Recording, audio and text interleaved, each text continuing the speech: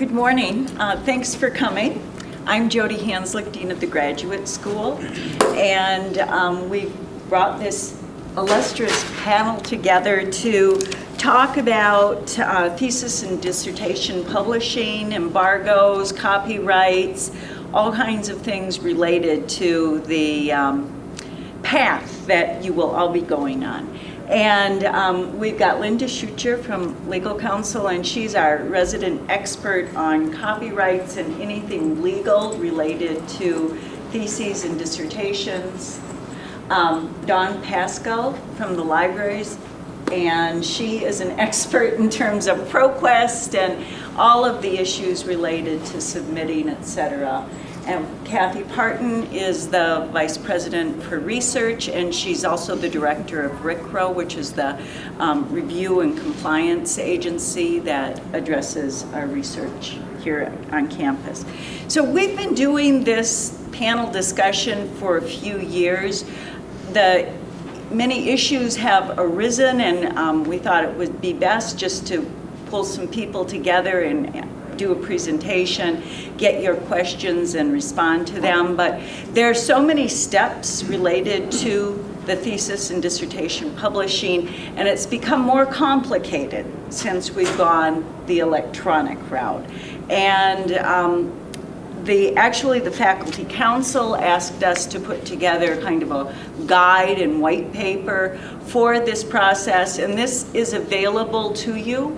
If you just go to the CSU website and type in thesis and dissertation publishing plan, I send out a memo each fall with a link to this.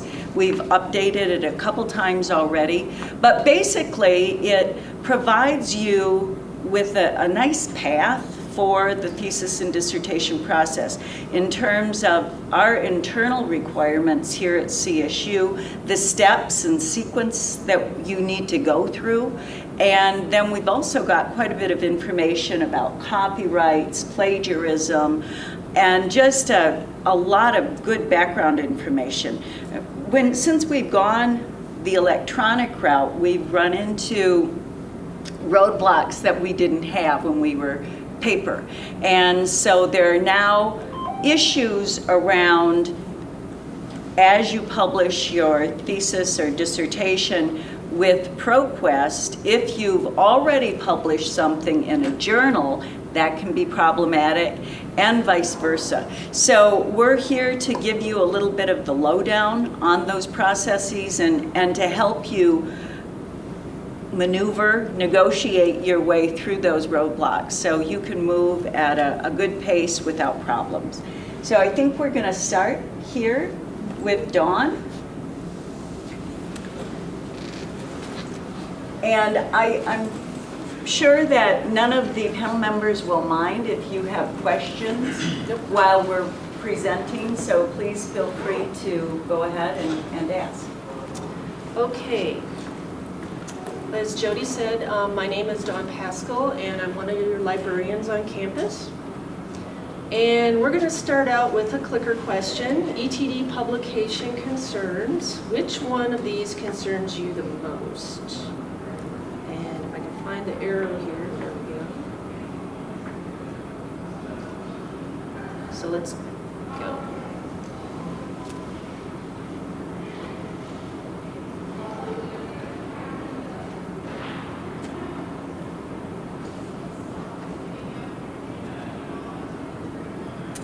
To 20 seconds and I'll stop it. Okay. This isn't my computer, sorry. Okay, looks like we're all over, but it's mostly D. Okay. We're going to talk about all of these concerns.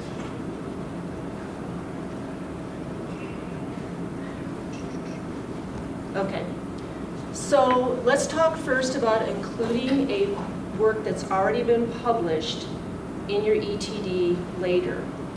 And this is very common. A lot of students, of course, particularly in the sciences, but not only in the sciences, will often publish as part of their graduate work an article in a scholarly journal that they may want to use in a chapter of their thesis or dissertation. So I strongly urge you, if at all possible, to create a publication plan for both your scholarly works and your thesis or dissertation before your ETD is even a gleam in your eye, to avoid running into issues later with publishers. And the link that you see here is where you can find the publication plan that Jody just referenced. Please read through that, think about the issues that it talks about, and do your research as much as possible ahead of time. Look at the policies of the publishers that you want to publish your work, and determine, can you publish your work before you complete your ETD and then retain any of your copyrights? Can you obtain a license later that will allow you to use that publication in your ETD? And often publishers will give you that license, and often at no cost. So always read the publisher's agreement carefully. It's typically called a CTA, or copyright transfer agreement. Make sure you understand and agree with the terms and conditions before you sign.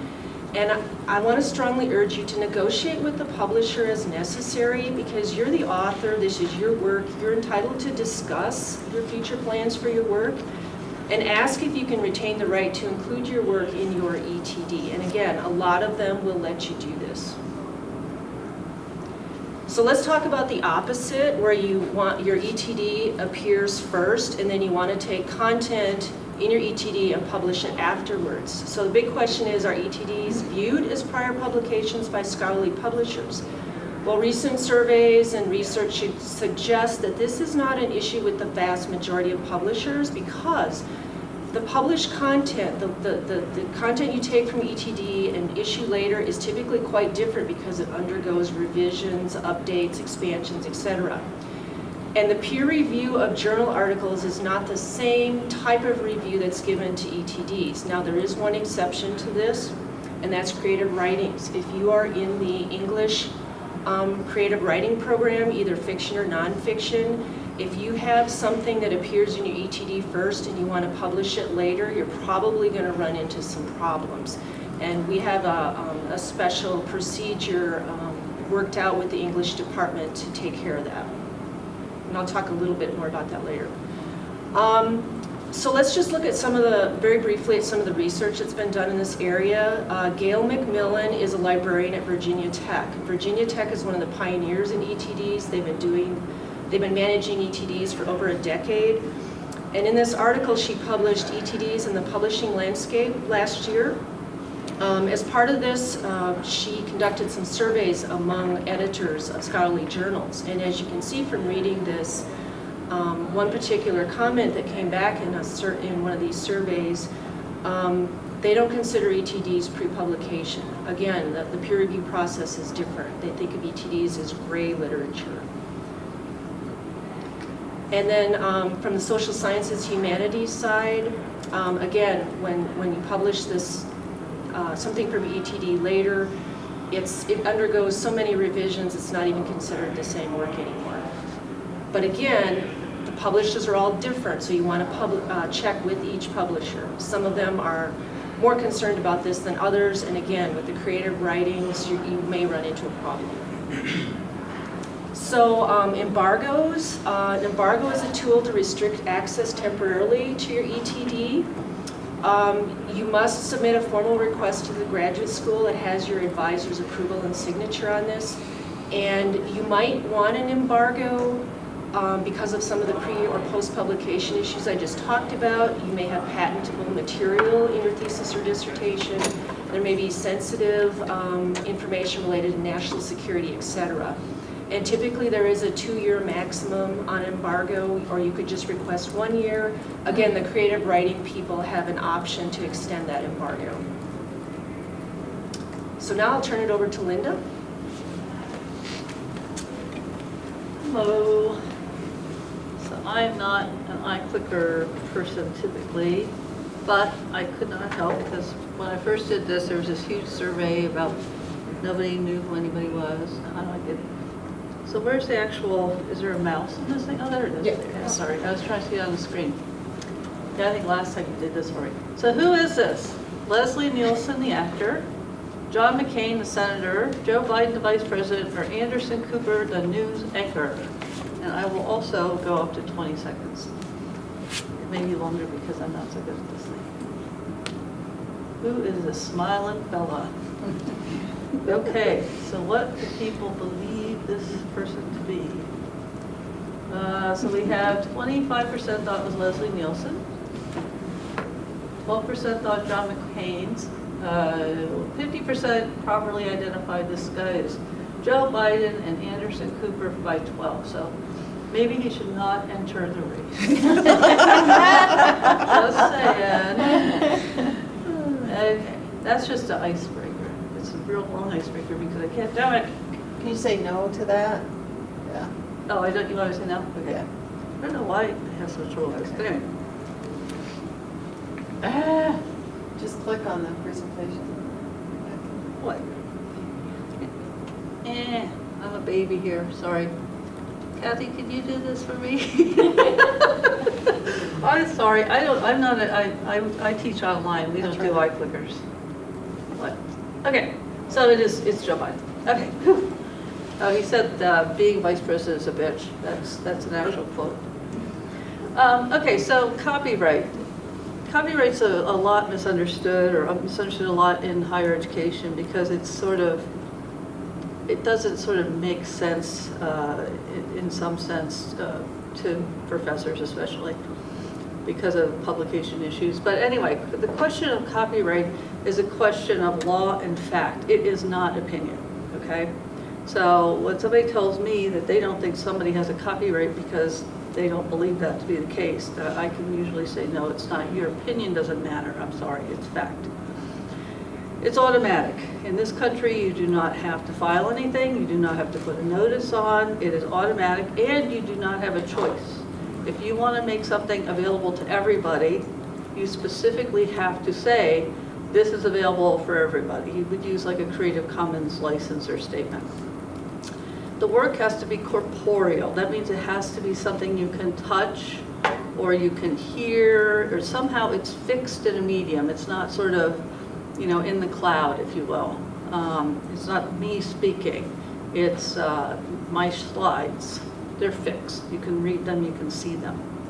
It has to have a modicum of creativity, and that creativity requirement is very low at this point in the law, too low in my opinion, but in any event. So that's why things that are just pure factual statements get less protection than very creative items. But in any event, you have to have at least some creativity. What's protected is the unique way in which it is said. It's not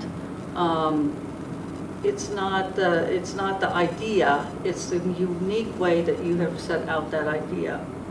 The underlying facts are not protected, they cannot be protected because facts exist independently of the work. And basically a copyright is a monopoly. It's a way to stop people from using your expression. And so if people were able to own facts, then that would create a lot of problems as a practical matter. So if I owned the concept of gravity somehow, that wo't be a real problem. You would all have to pay me for every step you took in which you didn't fly off the face of the earth. So again, ownership of copyrighted works is similarly a question of fact and law, not opinion. So it's the person who wrote the paper, painted the picture, or sculpted the sculpture. That's the owner. Now you can have joint ownership, and in that case, you each have to have made an independently copyrightable contribution to a single work. You have to have intended that at the very beginning to create a unified whole, and you have to intend to be joint authors. And I'll talk about how that's relevant in a little bit. So when is the author not the owner? A lot of times the author is not going to be the owner when you've created something in the course of your paid employment. So you're sitting at your desk at HP and you're creating software and you've come up with a great software product. You go to your boss and say, hey, I'm going to make $1 million, and they say, no, we are. You don't own it because you work for, say, HP. Also, when a work is specially commissioned, so if you decide that you want to have somebody paint a portrait of your children, assuming that you make sure that you have the right paperwork with the portrait painter, you will own the copyright to that painting because you've hired that person specifically, and you've told them in your paperwork that you want to own not just the hard painting, you want to own the underlying copyright. And then sometimes if students or employees will vary the ownership rights by policy. So at the university, we are very liberal. If you've created a copyrighted work using only your computer and your time and the library, you're going to own it, notwithstanding that you might be a faculty member here. So it's a little different than in private industry, and that's why it can create some problems, because a lot of times the faculty will come to me and they'll say, oh, this student did this for me, and I'll say, well, they may have some rights in that writing as well. So it becomes, I spend a lot of time on the phone sort of parsing through factual issues to try and figure out who actually has ownership of materials. So this is section J. Policies are really little laws that we've imposed on ourselves. Think of it that way. So Colorado State University has created its own little policy, its own little law that talks about the fact that people who are members, and that's anybody who's paid by the university as an employee. So if you are on a scholarship alone, you're not paid otherwise by the university, this would not apply to you. But if you're working as an employee, say somebody in a lab or a teaching assistant or something, this would apply to you in the course of your work. And so you would control sole ownership of academic materials, and we can't use those academic materials or give them to another employee without your permission. So where this comes up a lot is somebody will have a course that they've created, and they have course materials, and they leave, or maybe they're on sabbatical, and somebody's come in and we would like that person to teach that course using those materials for, say, the period of time that the person's on sabbatical.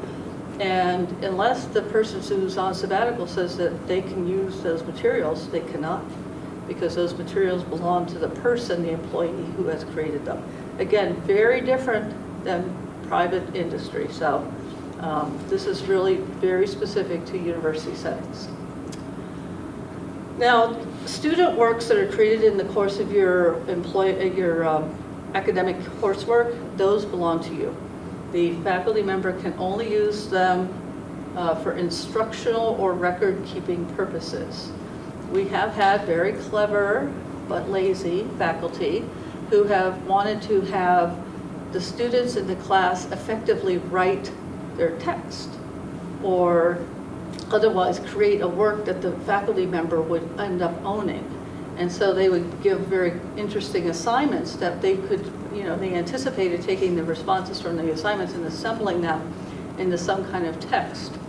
And we had to explain to them that, in fact, that was not possible because the academic works by the students belong to the students. And so that's where that's relevant. Of course, all this can be varied by contract. If you are working on a sponsored research agreement under an agreement that has sponsored money, a lot of times we will have made an agreement with the sponsor that they will have certain rights in those materials that are created. Usually it's a right of first refusal. So this is my little example to try and help bring this home a little bit. So my daughter, who's now 22, when she was little, created this little man. And I have it in my office. If you're ever interested, just stop by and visit the little man. There he is. So it's a work of sculpture. My daughter is the author. Even though it's a sculpted piece, we still refer to it as an author. A person who paints a picture is an author of the picture. That's just the way we talk about it. But I'm the owner of the little man sculpture because she gave it to me. And I can give it to somebody, say I want to give it to Kathy because I think she needs a little man in her office. and I can put it in my office, right? I can do anything to a certain extent that I want with my little man. I can put him wherever I want. What I can't do is I can't take a picture of the little man and create a derivative work, right? So here I've taken a picture and I've done very little manipulation, but I've done some manipulation, and I've created potentially a derivative work. So I can create it for this example, but I couldn't go out and print those and sell those, okay? I can't create a physical copy. So say Kathy says, gosh, I really like that little man, he's so funny. And I say, well, look, I'll make you one, right? I'll make a mold and I'll create it for you and I'll give it to you. I cannot do that. My daughter owns the sort of the underlying rights to the little man and the creativity that went into the little man. And I can't stop Molly from making lots of little men and selling them. But I own the little man, but she's the author of the work and she has the underlying copyright. So the purpose of this silly little example is that copyright exists independently of the piece of paper, the corporeal, touchable thing that is the protected work. So I can get rid of the thing, but still have copyrights in it. So, is Molly going to sue me for using this image of her little man today? That's when she made it. She's a lot older now. And no, she won't, because it's a fair use. So, a lot of times, even though you have to separate copyright from the hard copy of the material itself, there are times when you can use a copyrighted work in a way that would otherwise not be allowed, and that is called fair use. And it really, you have to look at a number of factors. So the purpose and character of the use. So is it a nonprofit educational purpose or is it a commercial purpose? So in this case, it's an educational purpose. But say somebody came and said, man, that little man would be a really cute logo for our new beer company. And they wanted to use it. I couldn't say, oh yeah, use it for that, because that's a commercial purpose. I can use it today because in theory this is education. I don't know how much you're getting out of it, but it's supposed to be educational. The nature of the copyrighted work also impacts on that. So is it a factual work or is it artistic? And that's an artistic work. If it were factual, it would get less protection because of the fact that we don't want to give people monopolies in facts. So it gets less protection. How much am I using of the work and how important is it? So is it the whole work or is it just the most significant parts? In this case, I think that's kind of a wash. It is the whole work. That's not significant. Where it becomes significant, though, is when somebody has written, say, a book. And there's a key part of the book that's the most interesting or compelling, and maybe it is a description of something that happened, with Hillary Clinton or something. I'm very political, so I apologize, but it's something to do with, something that's going on with the Benghazi hearings or whatever. And it's in a 300-page book, but there's 2 pages that everybody buys the book just to get those 2 pages. And that actually has happened, not in that context, but before with other texts, other books. And say I have a newspaper and I find those 2 pages ahead of time and I publish them. Well, you could say, well, it's only 2 pages out of a 300-page book, but the point is that people are buying that book for those 2 pages. And so even though it's a small part of the book, that would not be a fair use. And then the effect on the marketplace. So if I am going to make a use of a work, say I'm going to, instead of making you folks buy a textbook for my class, I own the textbook, so I'm just going to scan it in, and then you won't have to buy it. No. Because of the fact that at that point, potentially, say the publisher or the author was getting $10 a book, they would be out of, however many dollars that would be. And so that would be a real problem. So you look at, is it for sale on the marketplace or not? So it really, again, it's a very fact-specific analysis, and I spend a lot of time on the phone with folks trying to tease out the facts and come up with the right answers. So if you don't have a lock on this material today, do not worry about it, because it really is very, it's, in a sense, it's subjective until you go to court and the court tells you you're wrong or you're right. So plagiarism, are there any questions? Yeah, but before you leave the pure copyright, I guess, unless you're going to get into this later, I'm interested in your thoughts about the relationship of a student who creates work and their advisor. And I'm thinking of sort of two different contexts. One is some research in an article a student may have written that comes from their research appointment, and alternatively, something that they've written that's part of they're getting credit for in some way. So it's academic work in that sense. So what's the role of copyright and the advisor's role in this? That's a good question. I should have addressed that.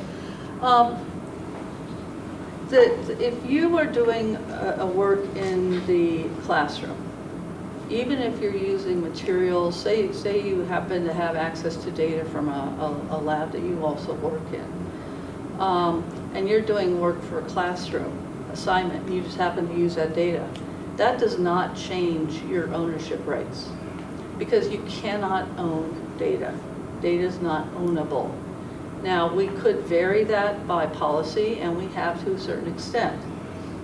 It's our position that the university owns data that's created at the institution because nobody else can own it. We have to own it by policy or contract. So to the extent that a person uses data for academic work, that would be fine. You know, you would own the classroom, paper you did. If you did the work as part of your employment, and you were basically working under the direction of your professor, and you're using the data that they're, asking you to work with, in most cases, we're going to take the position that that's owned by the university, because of the fact or at least the university has ownership interest in it, because of the fact that you've made substantial use of university resources. You've had access to, the lab, you've had access to the professor, other people in the lab, and things of that nature. Meaning the advisor owns it. Or the advisor, yeah, the PI, the advisor, or something of that nature. So, but this is why it gets really hard in this environment, because I remember I said that anybody who's an author, anybody who creates copyright work is an author. Like if you have a painting, you're still an author. If you write something, you're an author. That's very different than academic authorship. Academic authorship is a question of opinion and decision making. It's not a legal decision. And so often the professors will say, well, that student's not an author. And I might say, yes, they are, maybe they're not, depending on the fact situation. But we'll get into disputes about, like more likely than not, the student has written something using data from the professor's lab or research that the professor has had done. And then they publish something, an article, and the professor wants to be on that article as a co-author. Well, maybe under academic conventions they are a co-author, but under copyright law, unless they independently provided copyrightable contributions to that article, it was intended that it be co-authored from the very beginning, and that there be a unified article at the end. Under copyright law, they would not be a co-author. So that's more than just being the PI on paper and not having an active role in being the supervisor of the lab. But, Right. yeah. Right, but I will tell you that when you get down to people being in the, working on a study with a professor, and there, a lot of people working together, and something comes out of it. Maybe a student has created a paper based on some, social science research, and they want to publish it, and they didn't tell the professor. In theory, that's probably okay under copyright law. Now, under university policy and academic convention, you're going to get in trouble. Your advisor's not going to be real happy with you. So that's why copyright is so hard in this arena, because the law is so different than academic convention. And that's why I spent a lot of time talking on the phone with folks and trying to figure these kind of disputes out. Thanks. So this is why also I'm giving you a very high level, just so you have a general sense of what these factors are. Because a lot of times people don't understand that copyright has to be fixed or corporeal, or that it's automatic and that you don't have to have notices and things of that nature. So I think too, there are many faculty on campus that don't understand copyright. oh, absolutely. And disagree with Linda's interpretation based on the law. So we get that feedback, and the more we talk about it, I think the more people are likely to understand it. But this is an uphill process. And there is a lot of confusion, and I think that the idea of copyright maybe is not what truly it is, and so people kind of go to this basic feeling of what their understanding is, and it's wrong. So there's a lot of work that we have left to do on this topic. Right, now this is not an area that is well understood. And so, I mean, on campus, obviously lawyers understand it, but it's not obvious because it's so counterintuitive to academics. So again, hopefully, you've got a sort of a general sense of the black letter law. This is what the law says. How that actually then applies to your particular situation, it may or may not be clear. And that's where you give me a call and we'll figure it out. And I do trust me, I get students call me all the time and email me all the time, and I'm very happy to try and help. Because, you can be in a real tough spot where, you have, I mean, it happens with some regularity, I hate to tell you this, but, you'll have been working on a project for some period of time, and you and the advisor, whatever the role is, have a falling out, and they say, well, you can't use my data. And I have to intervene and say, no, I'm sorry, they can. So that's, I spend a lot of time talking to students, so feel free, and I think my information is somewhere around here, and you can always find me, and I'm happy to try and help you out, so. I just want to ask a question, because many of the research sponsors are requiring publication for open access to data products themselves, so standalone data products. Right. And so, what can you clarify or just explain how copyright would apply to those types of standalone data products? Well, data itself can't be copyrighted. The only way you can copyright data is the way it's presented specifically in a unique, somewhat creative way. So a plain old database, I mean, I use this all the time. Back at my old university, we had a shark tumor database. So everybody up and down the East Coast, when they caught a shark and it had a tumor, if they, what they were professional, fishermen, they would cut the tumor out, and they knew they could mail it to the professor at George Washington University, and he would, analyze it and put it in a database, and he had this big database out there. And it was very valuable. But the problem is it was so valuable that people were always coming in and taking pieces of it and using it for their own publications. We couldn't stop that. I mean, the only way we could have stopped it is by, hiding the data, but that wasn't the intent. And so it's the same thing. I mean, a professor can't, the only way they can control data is by hiding it effectively, right? By making something like a trade secret. So your sponsors are going to say, we want to have access to data. That makes perfect sense. But unless we've agreed by contract to let them own it, in which case it would only bind us because we've agreed by contract. Anybody can use it. I don't know, does that answer your question? Yes, Okay. it does, yeah. And is one of the intentions of copyright to attribute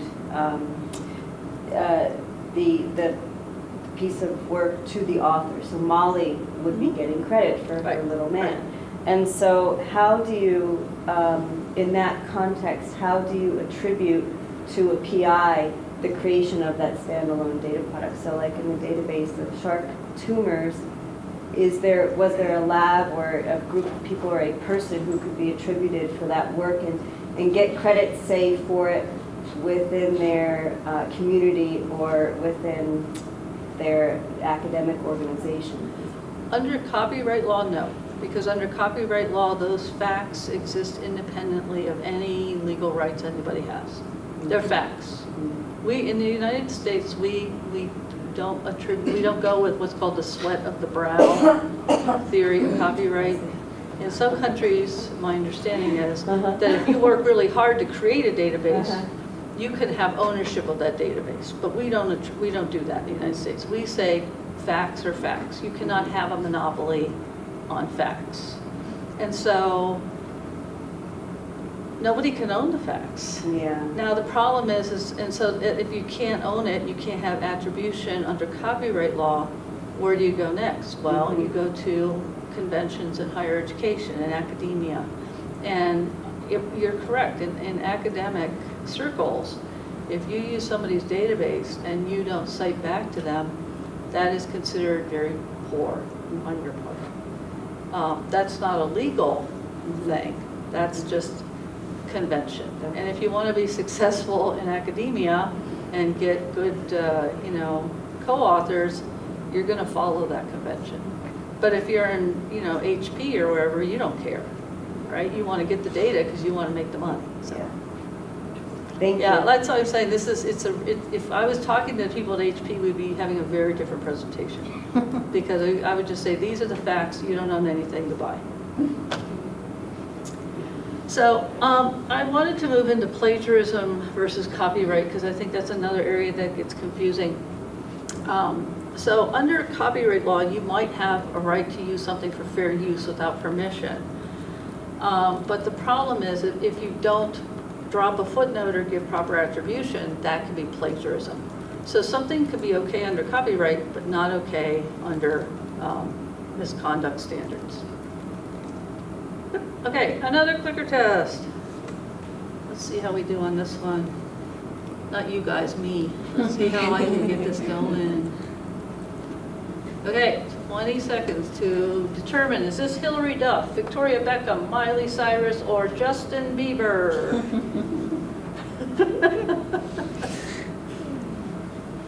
Historically, more people recognize this person than the vice president. So let's just see how we do today.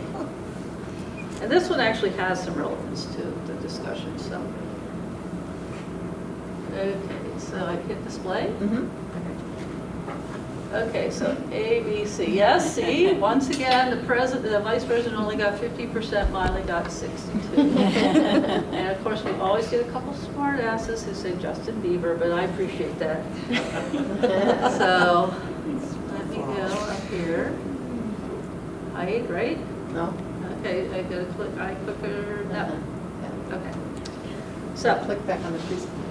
I do what? Click back on the PowerPoint. So you have. Oh, on the PowerPoint Yeah. itself, okay, gosh, sorry. Okay, so this is going to be a copyright plagiarism example. So, want Miley Cyrus to design your next tattoo, it will only cost you $10,000. Apparently she's working with a lot of homeless, homosexual kids in San Francisco or wherever she's living. So it's kind of cool, but. Okay, so there was an article. And this is a direct quote from the article. For the past few months, Miley Cyrus has teamed up with My Friend's Place, a resource for homeless youth in LA, to raise awareness about youth homelessness and money to help end it. And you'll see that I have dropped a footnote to that. So that's a direct quote, and I had to put a footnote, because if I hadn't done that, it would have not been a violation of copyright, because this would be a fair use. But it would be plagiarism, because I'm using the exact same words without attribution. So that would be plagiarism. So now I'm paraphrasing it. The website mtv.com recently reported that Miley Cyrus is participating in a fundraising effort to help homeless youth. For donations of $10,000, you'll receive a tattoo custom designed by Miley. And again, there, I have dropped a footnote. Because I would never have known this unless I read that particular article. And so again, if I did not put a footnote there, that would be plagiarism. Because I didn't know that fact until I read that article, and so I have to cite to that. Even though I didn't use any of the words, I have to cite to it.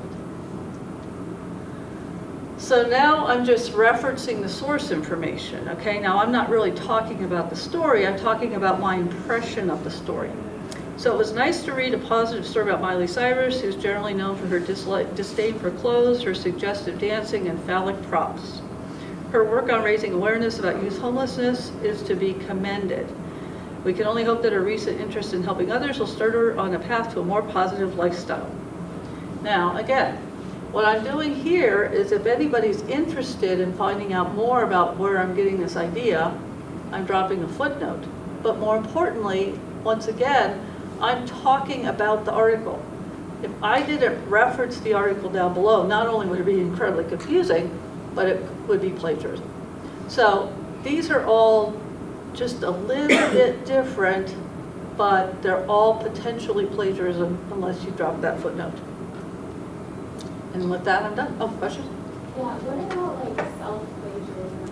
Like if you say I have like a sentence that I use in the proposal that I Right. submitted that no one saw in the proposal people Right. committee, and then used it in the same exact sentence or similar sentence in like a line by people that I'm trying to publish. Excellent question. This is where we get that academic, real-world divide. You would be perfectly fine, assuming that you've not signed away your rights to the underlying copyright, to continue to use your own copyrighted material. But the convention is, in academia, is that once you've got it out there, if you want to reuse it, you have to cite to your prior use. So only if it's already been published by some other source. Well, if it's out there, I mean, one of the places people are getting tripped up all the time now is these grant applications, because the government is running all of these through Authenticate, which you all have access to, and I highly recommend using it. And so what happens is people will put a grant proposal out, and they will not think about the fact that they didn't necessarily cite to a prior grant proposal or prior publication that they might have had, or maybe a student in their lab co-wrote with them or something of that nature. So normally it's not a big problem if you haven't, published it, you haven't put it out there. But for grant proposals, those are considered something that you've got out there in the public realm. And so if there's a record of it, it'll show up potentially as plagiarism. So it's just better to go ahead and drop that citation. Where can you find the record of it though? Because if I submit a grant proposal and usually like the whole proposal is not published online or. Well, but say you put something in with NSF and then you put something in again with NSF. See, they're running all their proposals through Authenticate, so that creates this big database. And so when you put in a couple and you put in another one, a lot of times, especially like methods or some of the background, research, literature searches, things of that nature, you just go, I'm not going to do that again. I'm not going to rewrite that. But you really need to just say that was, as previously used in proposal, blah, blah, blah, blah. What is the name of the program or site? Yeah. I'm not sure the slides. She'll show you, but it's Authenticate. So, was the question? Yeah, I had a question similar to the other one. I wrote an essay once in class. And it was analyzing different theories. And in that class, the syllabus had a note that said, you cannot use any essay from this class without the permission of the professor. And I'm thinking about using some of it for my dissertation. So how is that correct or incorrect? On the face of it, you can do whatever the heck you want. Now, there may be something else that I don't understand about what's going on there, but no, the professor can't.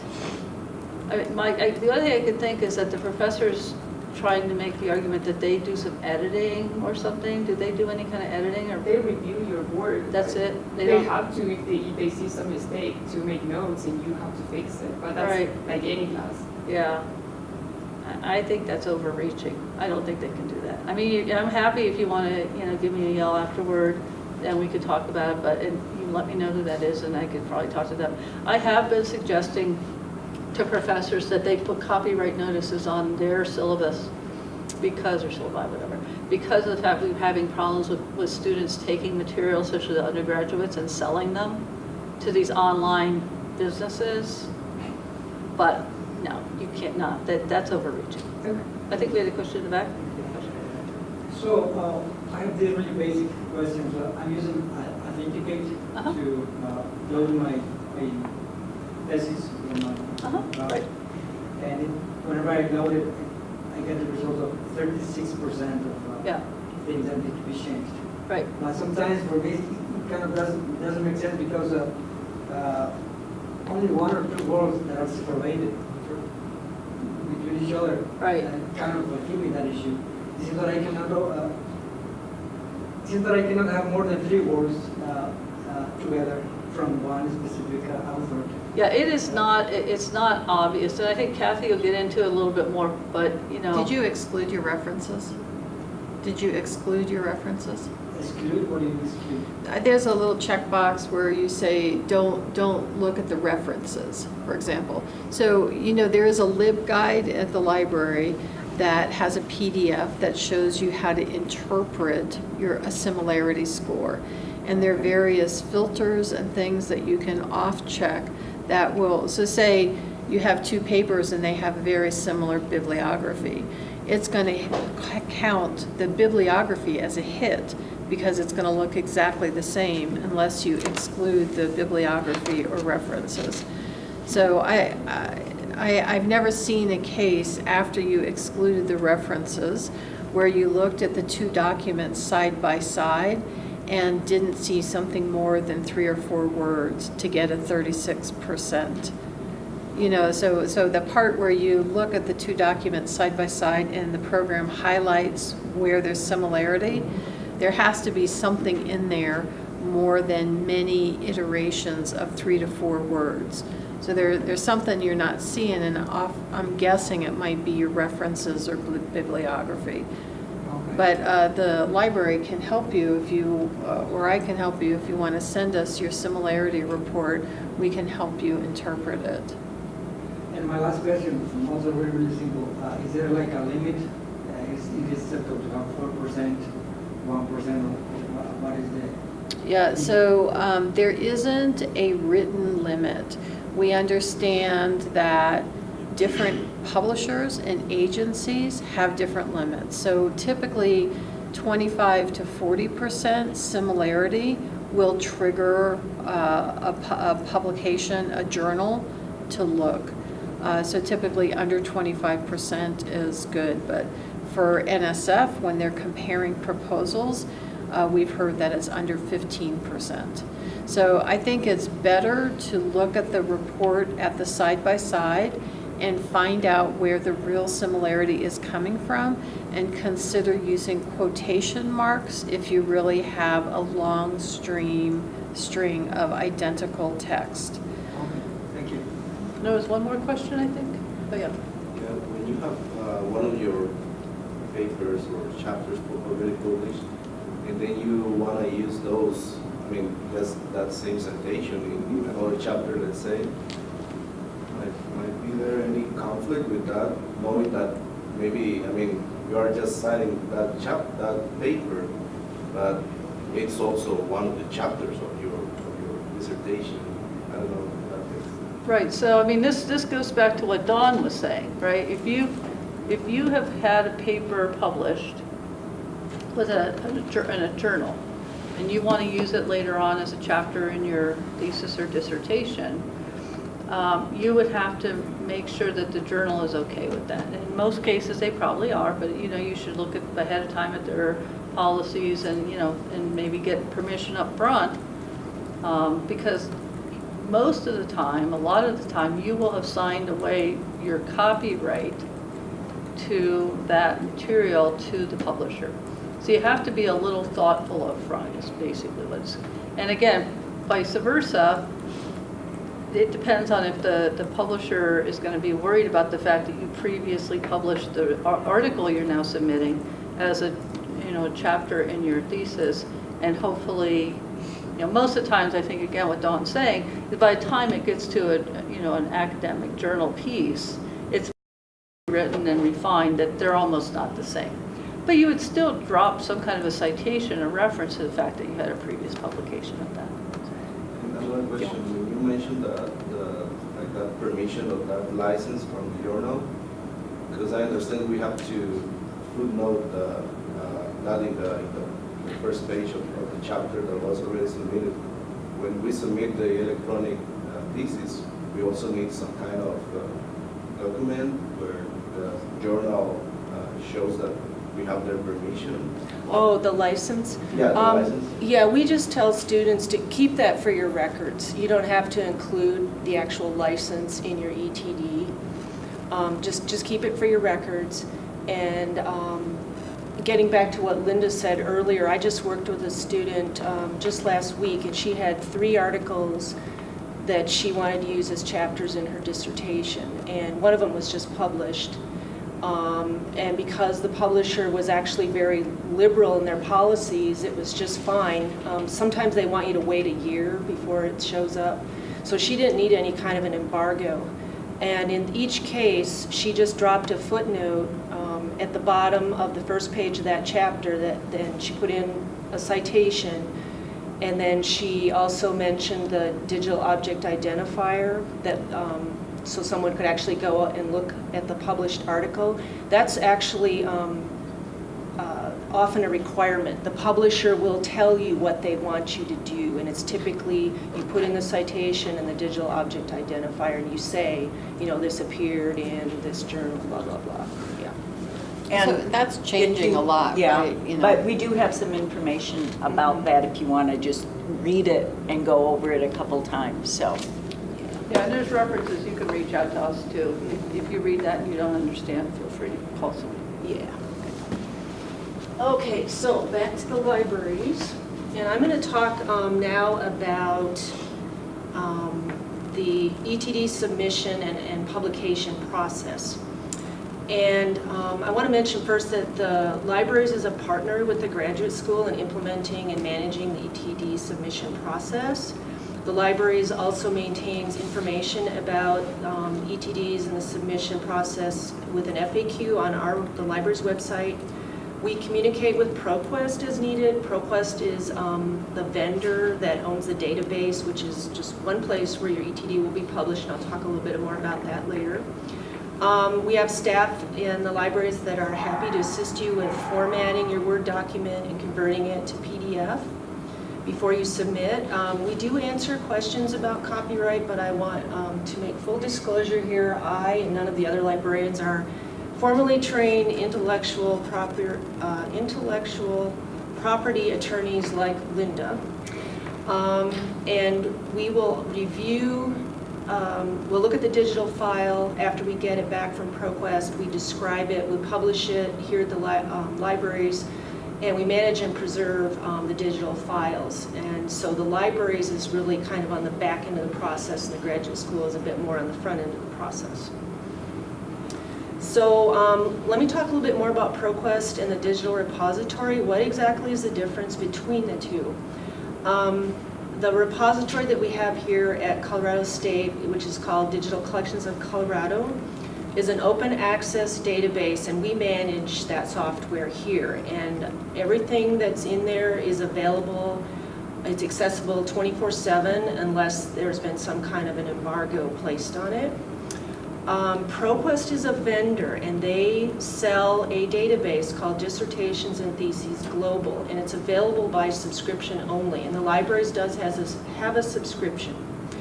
And what it does is it indexes and presents CSU's ETDs together with those from other institutions, and it also provides redundant remote storage and backup for the digital files. And that's really important because we no longer take in print copies of theses and dissertations, only digital files.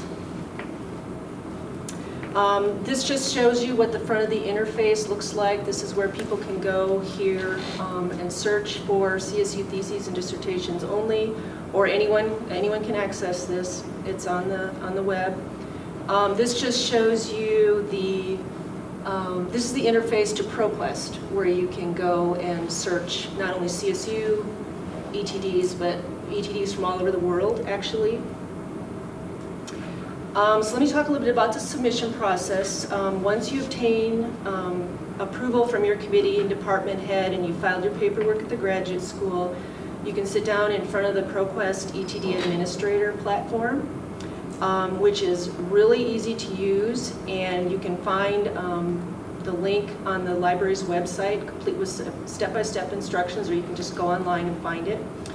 The ETD administrator will automatically, throughout the submission process, send email notifications to the student and the staff in the graduate school and the libraries.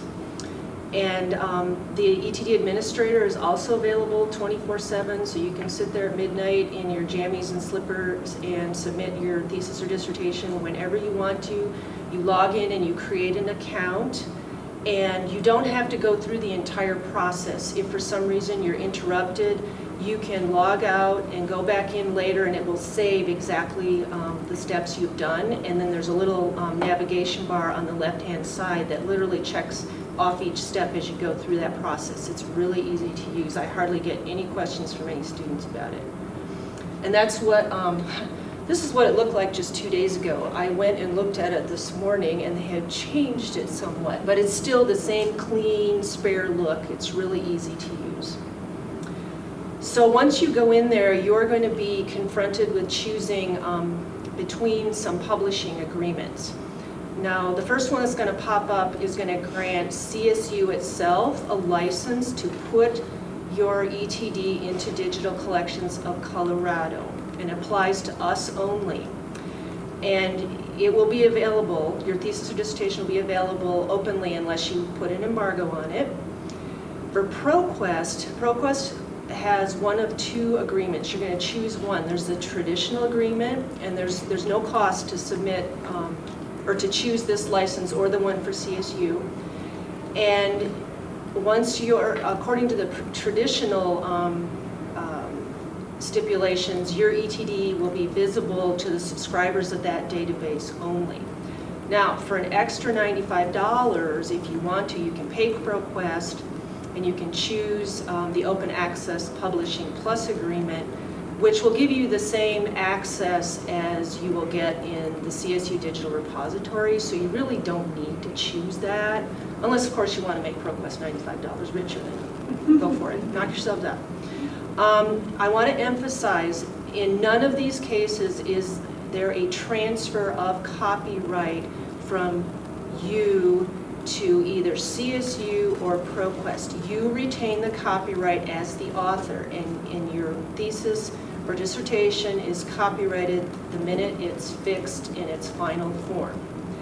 Now, if you want, you'll see in the instructions from the graduate school that you will put in a copyright statement on a separate page. That's required, but it's completely optional if you want to register your copyright with the U.S. Copyright Office. You can do that if you want to, and you can do that as part of the ProQuest submission process for $55, or you can go directly to the U.S. Copyright website and you can pay, I think it's $35 now. Either way, it doesn't cost you that much, but it's entirely up to you. One of the benefits is if there is ever a copyright infringement, you will have to register copyright if you want to take somebody to court if there's an infringement. Most students don't register their copyright. But you could also, I mean, if you decide you want to sue somebody for infringement and you haven't registered it, you can register it anytime. Yeah. So. Yep. So post-submission, your file will sit on a server at ProQuest, and then the graduate school will go in and they'll check it and they'll look at the formatting. They pay the closest attention to the title page, the copyright page, and the abstract, and they'll kind of take a look through the rest of it. But those three pieces, those three elements are the ones they pay the closest attention to. The libraries will look more at the formatting of the digital file and see if there are any technical issues. And then the graduate school, through the ETD administrator, will notify you when the ETD is accepted. And then all ETDs for the term, they're collected and they're released to ProQuest for publication after graduation. Everyone has to be cleared for graduation first. So if you submit your ETD early in the semester, it's just going to sit there, okay? And what I'm showing here is, this is just an approximate publication timeline. Once the ETDs are released to ProQuest, then they publish them in their database, and then they send a separate copy. They put their formatting and branding on it, and then they send a clean copy back to us to put in the CSU Digital Repository. And this is worst case scenario. We're finding that it's really not taking this long. For example, the summer ETDs were due, I think, the first week in August, if I remember correctly, Jody. And they're all online now. They're all online last month in September. So it really doesn't take that long. Now, corrections. Sometimes a student will find they made a mistake in the data, or they see a typo. after the ETD has already gone off to ProQuest. And I want to urge you to try to get everything perfect the first time around. I realize that doesn't always happen, but once they've gone to ProQuest, then you need to work directly with ProQuest to swap out the files with the corrected version. And unfortunately, ProQuest is going to ding you for resubmitting, and I think it's like at least $50. So again, try to get it perfect the first time. The libraries does offer formatting assistant. There's first tier on the website. One of our staff has put together some really nice video tutorials accompanied by PDF versions of those tutorials. That's first tier. If that really doesn't help you, by all means, go to the online ticketing system and request some help via email or face-to-face. Because we're The always happy to graduate help. school also runs workshops. Oh, that's right, thank you. And aren't they like, what, at least once a month? Yeah, twice we've a got month? quite a few of them. They're Yeah. scheduled, so you can just check the website. But those are pretty effective. We've gotten really good feedback from students indicating that they were very helpful. So that's a good option. And we have found that the number of people requesting help through the ticketing system's really gone down since we started running those. Question? Oh, yes, Blake Anderson in the physics department also made a long-term class for formatting the CSU pieces. In which department was that? Physics, Oh, okay. but it's available on the CSU website. Oh, great, great, good to know. That's actually really nice because that's another area where we've tried to reach out to the faculty and say, look, you got to get students thinking about setting up their document and formatting it ahead of time. What we've seen happen in the past is people will just start writing. And then they've got these, and they'll write in blocks and pieces, and then when they want to put it all together, it's kind of a mess as far as sorting things out and formatting it according to what needs to be done. And it's really hard for Fran. It's harder for Fran to help you with that then. So that's great to know. Is that on the departmental website, or where is that available? I You know? don't remember, I just searched for long-term pieces on the CSU website and it came up. So what's the name, Loughton? Long-term, it's Oh, It's a LaTeX? different language. Oh, LaTeX for formulas and that kind of thing, and equations. Or maybe you guys could It's a whole system that you use, right? I mean, as opposed to using Word, don't you use Yeah. this? Well, that's neat, we should get some references to it. Yeah, a couple students created a LaTeX template for us that we've made available. It may need updating, but there is one out there, and people have used it successfully. So, yeah. And we have gotten a number of requests for help with LaTeX. The other thing I should mention, as long as you brought that up though, and we're on the formatting, whatever you do, don't go back and look in digital collections of Colorado or ProQuest or at old print versions either of dissertations and theses that were done years ago, because these formatting requirements have changed over time. And if you use something that's old, it's going to be rejected in the submission process. So go by what's on the graduate school website. These are just some resources, and Jody, we're going to put this up on the graduate school website, right, this presentation? Yeah. Okay, yeah, so there's some links, places you need to go, you need to be aware of. And I just threw this slide in there because I want to make sure that you know that we are happy to answer questions and help you at any time, okay? Yes.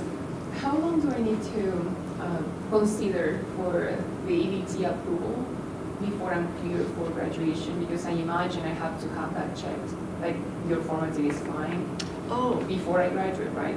yes, and they will check soon after you submit it, and you will know that it's been accepted and it's been cleared. So for example, if you submit early in the semester, that will happen, and that'll be all cleared. But it'll sit there and it'll wait to be released to ProQuest. The week of the deadline date is when it might take a little longer, because there's a lot of them coming in all at once, and so they're just kind of really focused on that. It takes them a little longer. So longer, you mean maybe 3 days I have to consider, because if I do it the last day, already probably 2050.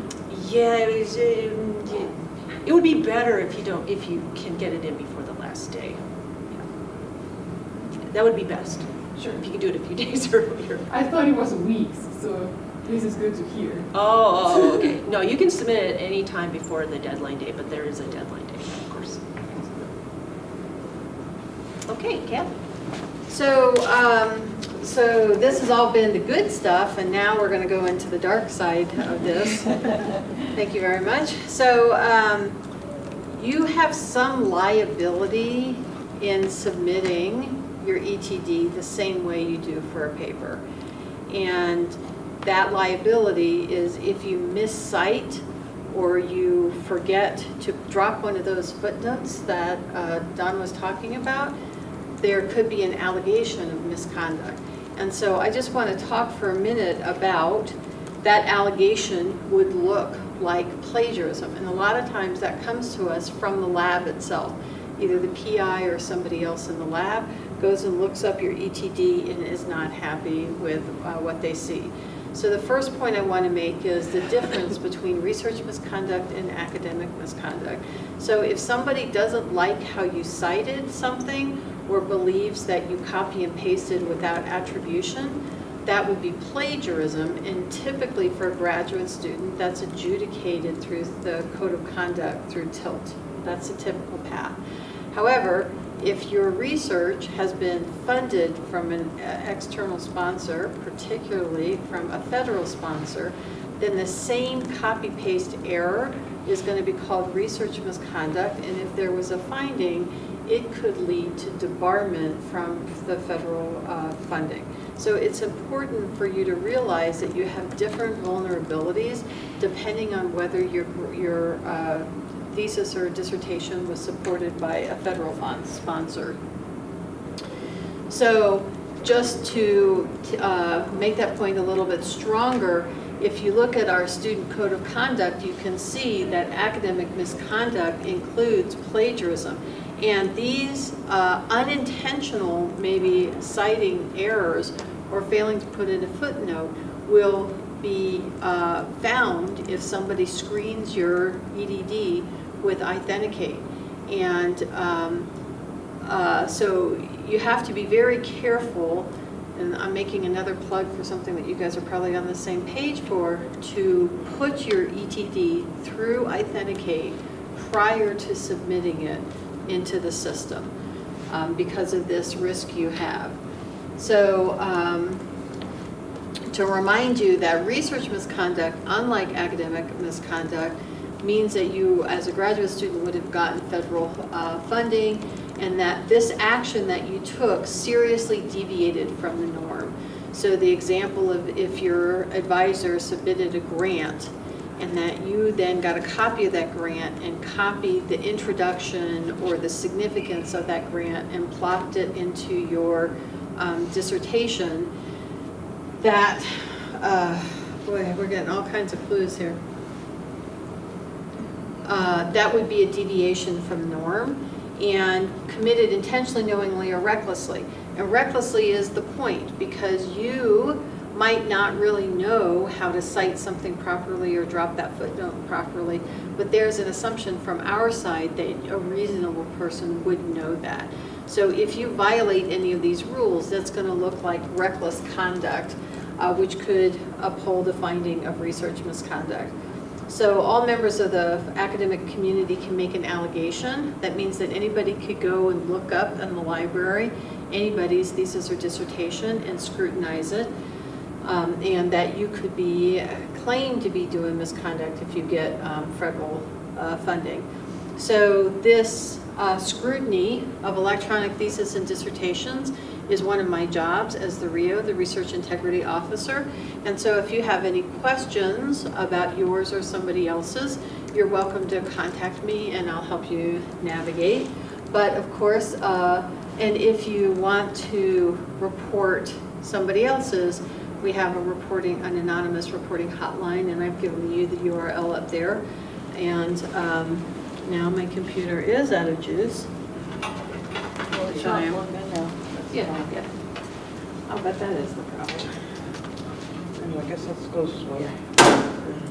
And I'm sorry that I let it run out of juice right at the end here, because what I have up is the URL for Authenticate. So as we have discussed, And the link is also in this document, so you can get it from that as well. alrighty. So here we go. It's authenticate.com, and you'll see from the library website that there's a link that says help with Authenticate, and that's where you request an account. So all faculty members have an account. At the library, you have a link to give me an account, or you can just email me directly. So it's kathy.parton@collegestate.edu. So you can get that from the library, or email me directly and I'll set you an account up. And this is the best pre-publication tool. I know that the similarity scores can be confusing, and a lot of times students will send me their similarity score report and I'll help them troubleshoot whether they need to make a change or they're fine. I'm happy to do that. But I also want to bring up this idea about increasing scrutiny on the quality of your publications. And so particularly there's two venues where you could find your publication discussed. One is PubPeer, and the other is Retraction Watch. So either one of those, you could go and enter into the query Colorado State University, and you will see published papers published by CSU faculty where people have problems with the integrity of those publications. So using Authenticate and other tools, you might prevent yourself from getting up on one of these websites. But as you're deciding what postdoc or who to work with in the future, I strongly recommend that you go in and search their names and see what controversies have surrounded their publications, so you don't go out of one lab into a lab where there's a strong history of research misconduct. So there are more and more electronic tools, Google Scholar, ResearchGate.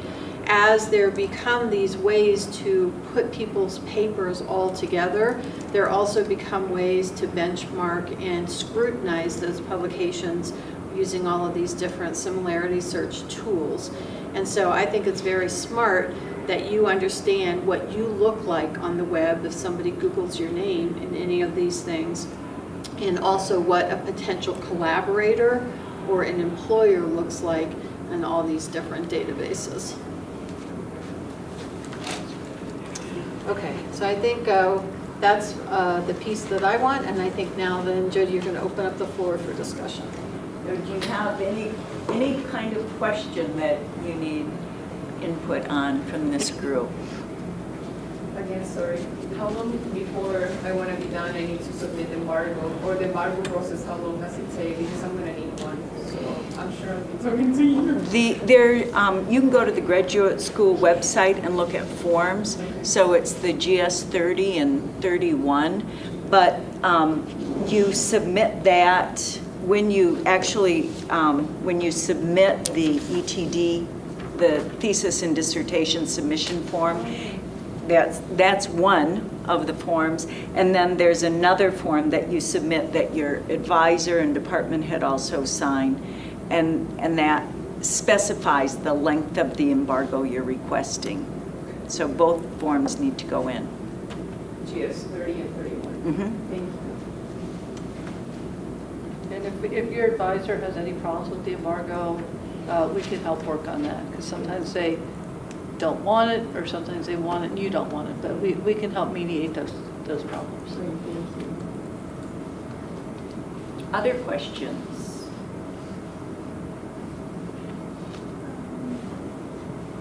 So can you use a else's figure, just the proper citing, or is that not allowed? No, you can. I mean, you have to cite to it.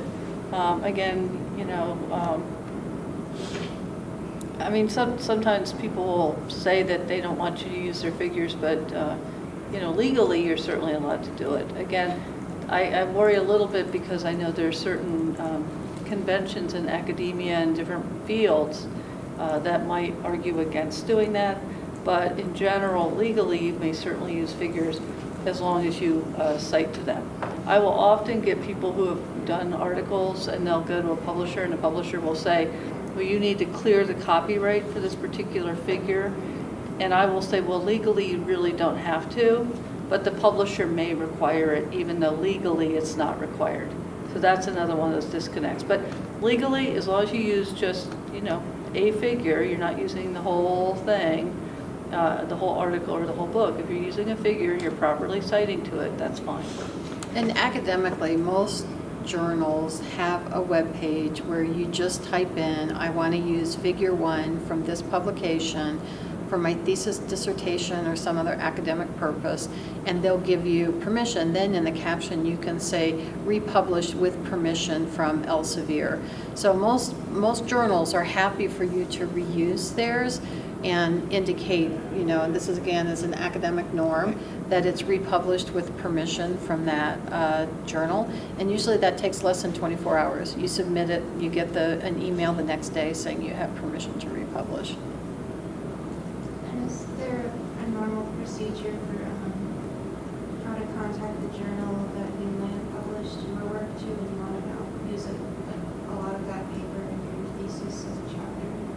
Yeah, go to their website, and a lot of times, like it typically will say for authors, or permissions is another link that you'll see on their navigation bar, and yeah, that's usually, and they'll usually give you contact information there for that specific purpose.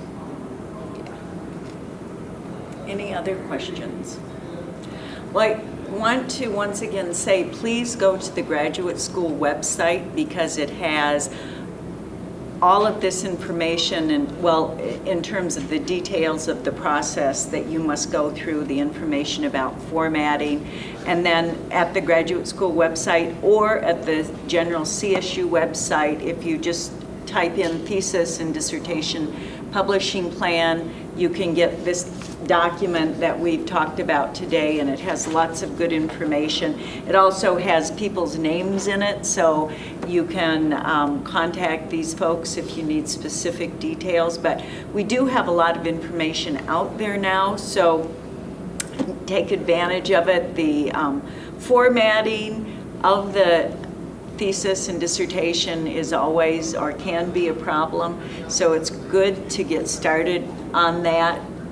Take a look at what it is, and as you develop your work, do it in the correct format, and you'll save yourself a lot of time.